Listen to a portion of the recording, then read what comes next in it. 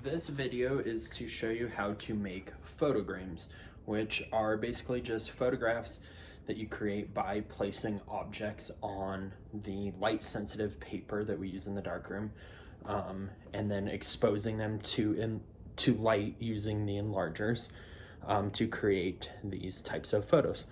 So what we use for this is an easel, and that is this piece that is in the drawer.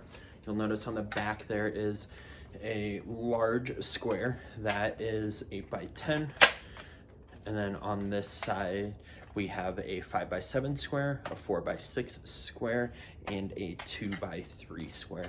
For this project, we are going to use the 5 by 7 square, so this biggest one on this side that has 3 different sizes.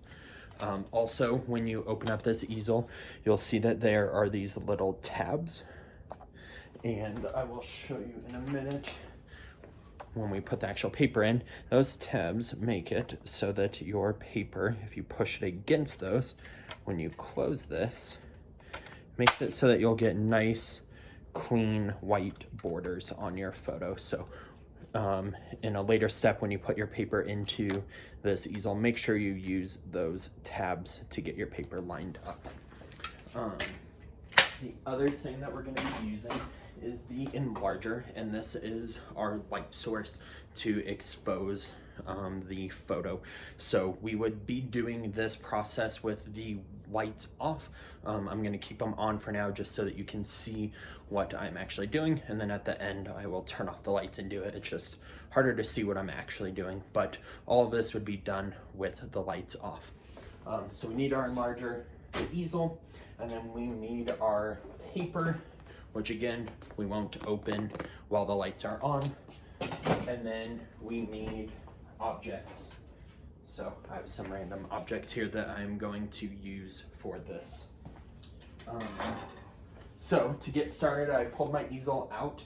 I want to open up the lens in the enlarger, which is right here in the bottom. I'll pull it out so you can kind of see, but you guys will leave this in.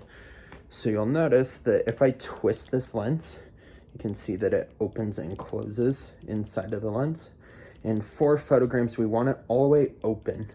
So when you get to your enlarger, reach up underneath and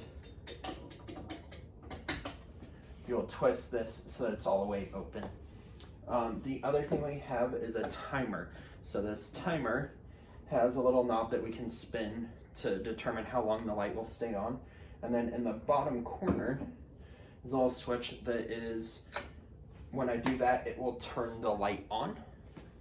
And that's what I'll do to get it all set up. Then when I turn it off, then the light is back off. I can set the timer and I can push the middle button and it turns on the light for the specific amount of time that I've set on the timer. So when you're getting everything set up, you switch it down to, on here is a little icon that says F, and that is for focus. So that is while you're getting everything all focused and set up correctly, it'll stay on as long as you have that switch on.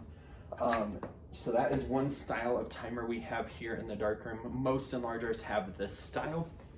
However, a couple of them do have this other style, which is more of a digital style. And so there is a time plus and minus button to change your time rather than the knob on that one. And then on this one, there is 3 buttons on the bottom right, and we care about the furthest 2 right ones. So one says focus. So if I press and hold that, it will do the same thing of that switch over there, where it turns on the light for as long as you have that focus button on. And then when you hit it again, it turns it back off.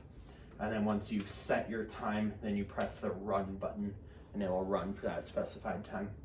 So they do the same things, they just function slightly different to do those things. So what I'm going to do is I will turn on my light to the focus so I can see where it is. And my goal is to get the light to cover this entire 5 by 7 area and even have it go over a little bit so that I know that it's fully hitting this whole area. The way to do that is with my light on, there is this height adjustment knob on the side of the enlarger, and if you spin it one way, it makes the enlarger go down. If you spin it the other way, it makes the enlarger go up. And the goal is to have that light covering at a minimum that entire area. And then while I have the light on, I'm just gonna spin that lens that I had mentioned earlier to make sure that the light is all the way open. And when you're spinning it, you'll know it's all the way open because it's the brightest. When you close it, it makes it more dim. So I will make it all the way bright, and then I'm gonna turn the light off. For the photograms, we want to expose these photos for 5 seconds is a good starting place. So I'm gonna spin this little knob so that I'm at 5 seconds. If you have a whole bunch of like very, very, very light, delicate see-through objects, you might wanna go less than 5 seconds, like maybe 2 or 3 seconds. But 5 seconds is a good starting point for most objects that you will have. So then what I would do is I would pull out one piece of paper from my box. When you open up these boxes, they have these black bags in here that keep the paper safe, so you would just keep these closed during that whole process of getting the light set up so that your paper isn't out being exposed during that time. So don't pull your paper out first, because while you're getting the light all set up, you'll probably ruin your paper. So I would pull out my paper since I still have the lights on. I'm just gonna show you with one that I've already made. But so I'd pull it out, and you'll notice that one side of the paper is shiny and the other side is not, it's dull. So we would wanna look for that shiny side, and that's the side we want up, because that has the emulsion on the paper, which is what is sensitive to the light. So that shiny side up. So I would open up my enlarger, or my easel. My enlarger light is off. I'd get this set up, push it against those tabs I showed you earlier, close it, and then I would set this for 5 seconds. I would grab all my objects and I would arrange them on here. I don't want to just throw them on here. I want to kind of take some time and actually make a cool, interesting composition. So I would set these on here.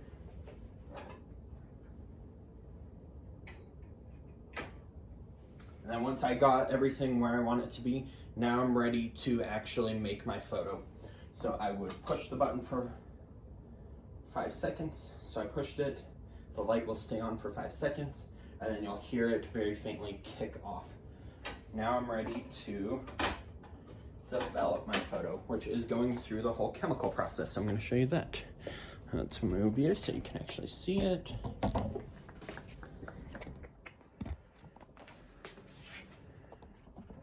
All right. So we have 3 chemicals here: developer first, then stop, and then fix. And up here on the wall, I have the times that we want for each of those. So developer is 2 minutes, stop is 45 seconds, fix is 4 minutes, and then the wash is this big tub over here, and that is going to be 4 minutes as well. Right behind me is a whole another set. This is the exact same, so it'll be developer, stop, fix, and then the wash back here. But so I have my photo exposed over there, so now I want the photo to actually show up. So I'm going to take the shiny side, I'm going to put it in the developer, I'm going to put it face down. You can even grab these tongs and kind of push it down to make sure it's in. Then I'm just going to rock the edge of this tray slightly so that the chemicals stay moving. And I'm going to watch that little clock over there and wait for 2 full minutes that this has been in there. After 2 minutes, I'll use the tongs. Don't reach your hands in these chemicals. I'll reach the tongs in there. I'll grab the photo. And I'm going to hold it above the developer and let it drip for at least 10 seconds so that all that developer chemical drips back into the developer tray. And then I can move it over into the stop. And same thing, I'm going to move the tray for 45 seconds. And the stop is just washing off all that developer chemical. After I watch and it's been 45 seconds, I'm going to use the stop tongs. Do the same thing. Pick it up, hold it above the stop tray, and let that stop chemical run off for at least 10 seconds. And then I am going to put it in the fixer. Again, for the fixer, 4 minutes. I'm going to agitate the tray so that the chemicals get evenly all over the print. And then same thing, after 4 minutes have passed, I'll pick it up, let it drip, and then I'm going to throw it over here in the wash. Now the wash, we want the water running, but ever so slightly. So right here is the wash. So if you just turn that on ever so slightly, it'll get that water running, and you want to keep it in there for at least 4 minutes to wash off all of those chemicals. If you notice that that wash tub is like way overflowing or anything, then go ahead and turn off the water so that we don't have a huge flood. If that water isn't on when you throw your prints in, just turn that little handle on slightly so that your wash can be going. And then after it's been in there for 4 minutes, you're gonna pull your print out. And with this squeegee, we're just gonna gently squeegee the front and the back so that it's mostly dry. And then we're gonna go put this on the drying rack. So I'll show you where that is. So we're gonna come into the spinny door. We're gonna walk over here, and we're gonna set your print on one of these racks. When you set your print on here, do not set it on top of anybody else's print, because as they dry, they will stick together, and it's like super glue, and that's a bad time. So make sure your prints aren't touching anybody else's prints, and then it takes a little while to dry, probably at least a half hour on that drying rack. So now I want to show you guys how that process actually looks in the dark. So I'm going to turn the lights off. So this is how you guys would actually do it. But you might not be able to see super well. So I have my easel set up. I'm going to turn my light on to focus. I'm going to make sure it is turned all the way bright. Make sure that it is high enough that it's going to be covering my entire area of that 5x7 square. So it is. So now I'm going to go ahead and turn the light back off. I'm going to adjust my timer to 5 seconds. I will pull out a piece of paper.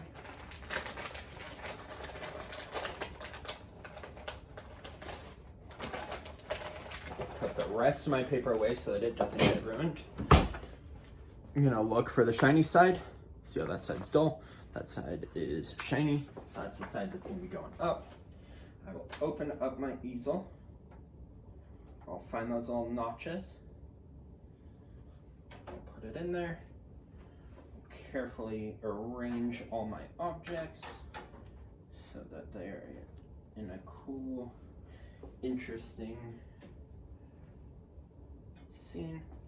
And then I'm gonna push the button for 5 seconds. So since I already set the timer for 5 seconds, it will stay on for 5 seconds.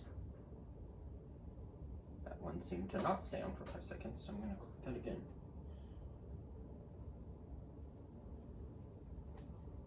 That seemed more right.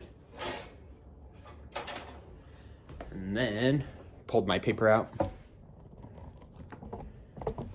Set this in shiny side down.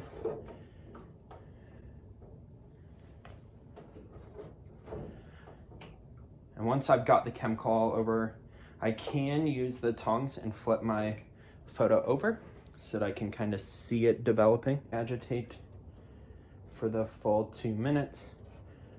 I'm not going crazy with it, but just gently rocking the tray back and forth. And you can kind of see that my photo is starting to show up.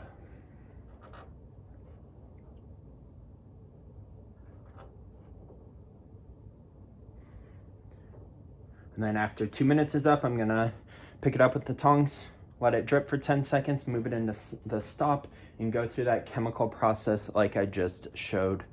And that is it. That is Photograms.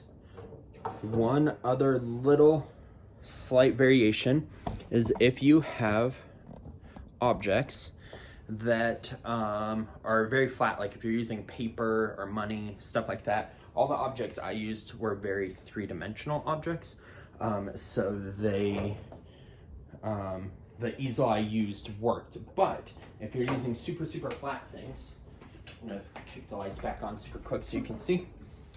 Rather than using the easel, what you want to use is this thing. It's called a contact printer. So it's a piece of glass that tilts open. So if you had very flat objects, like paper things, you would set your paper in here.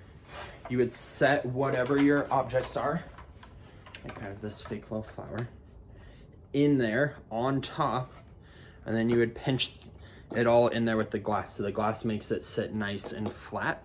And you'll just get a much crisper, cleaner picture. So if you're using flat objects, use this contact printer and put everything underneath the glass. But if you're using like big 3-dimensional objects, then obviously that won't work. That is when you then use the easel.